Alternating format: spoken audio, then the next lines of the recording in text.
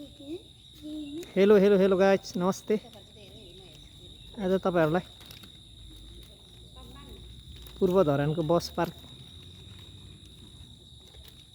देखाउन गइरहेको छु। हेर्नुस् है, विशाल राम्रो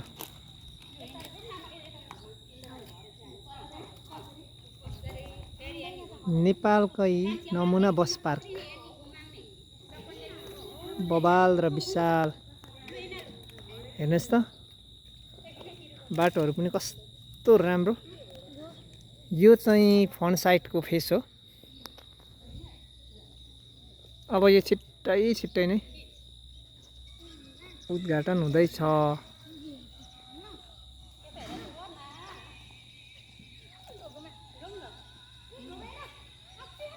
हेर्नुस् त, लु 10औं वर्षदेखि चाहिँ यो बस पार्क चाहिँ ठप्प थियो, तर हाम्रो श्रम पिताको अभियानबाट चाहिँ अति नै छिटो यो काम चाहिँ पुरो भएको छ। यो चाहिँ अन्डरग्राउन्ड हैन, अति नै विशाल विशाल विशाल विशाल बस स्ट्यान्ड छ। हेर्नुस् है, आउनु होला तपाईहरु पनि हेरेर चाहिँ। अति नै सुन्दर नेपालकै नमुना बस स्ट्यान्ड हो यो। यतिको राम्रो बस पार्क चाहिँ मैले अहिलेसम्म देखेको छैन है। भाइ आइज न नानी। हेर्नु ल,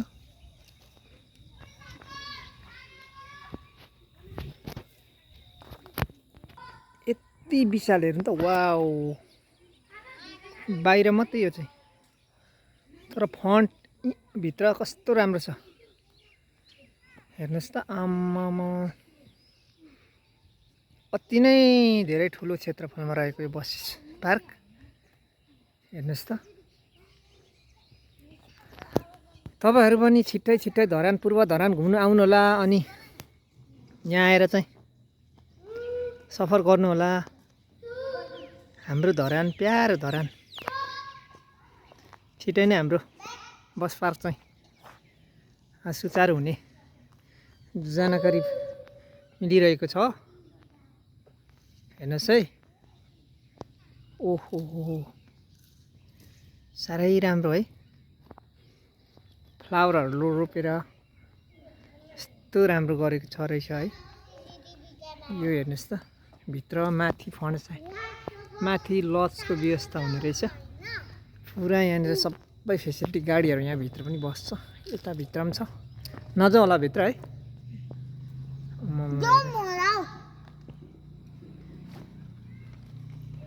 ओहो कस्तो राम्रो फुल हो।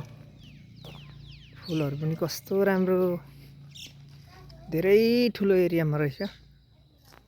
ओहो हेर्नुस् त,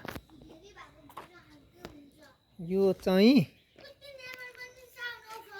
कति राम्रो फुल। हेर्नुस् न, हाम्रो आकाश, हाम्रो धरती, हाम्रो परिवेश बनाउँदैन विदेशीले आफ्नो परिवेश।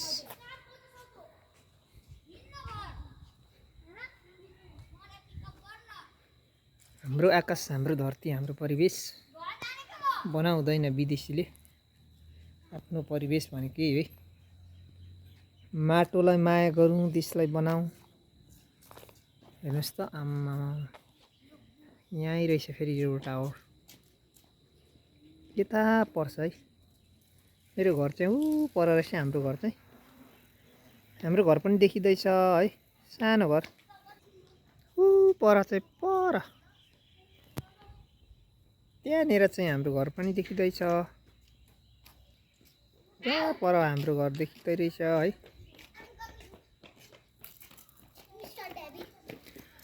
एनी केही छैन, जसले धरानको बस पार्क हेर्नुभएको छैन, म चाहिँ आज अवलोकन गर्न आएको छु कि कति चाहिँ काम भएछ भनेर। तर फाइनल्ली यो उद्घाटन हुनु मात्रै बाँकी रहेछ, किनभने अहिले चाहिँ अलिकति हेर्नुहोस् त कस्तो राम्रो घुमिराख्नु जस्तो लाग्यो त मलाई त।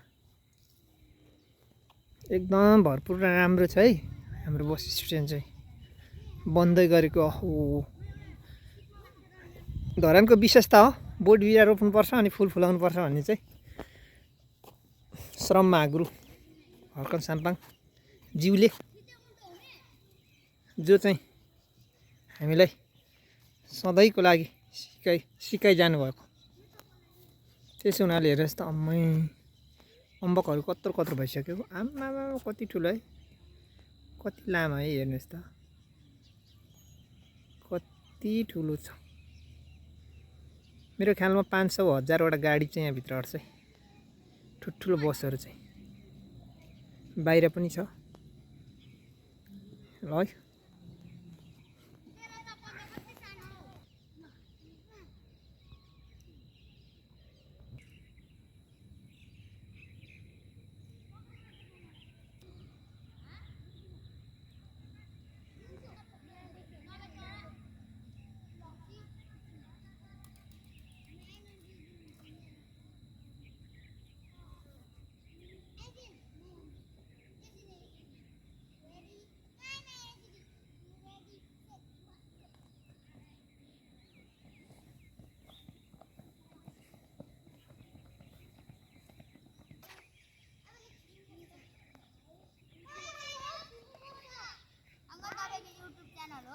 हो हामी पनि देख्छौँ पुत्र र तिमी खिच्न यसरी।